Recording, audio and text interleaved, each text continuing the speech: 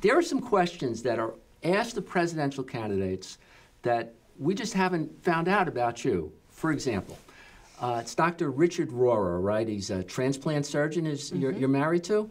Okay. Now, will he have to give up his career as a transplant surgeon to take over his duties as first gentleman? We haven't actually come to the point of having to discuss that yet, but that's a very interesting question, and we'll see if I could persuade him. Okay, will there be a first dog?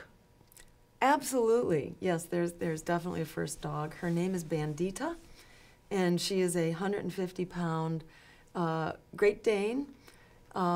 She is white with a couple of big black spots over her eyes. It looks like she has a bandit mask. That's why she's called Bandita.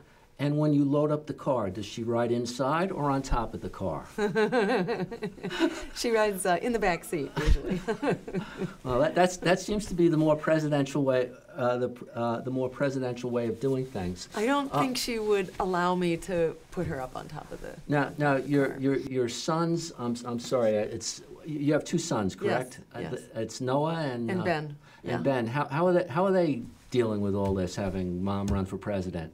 They're actually kind of used to it because Mom has been fighting the battle for 10 years, I'd say, helping to build an alternative political voice for 10 years. So they just kind of take it in stride right now. President seemed like, oh my God, you know, at first, and then they kind of found out it really wasn't much different from how life normally is in our house.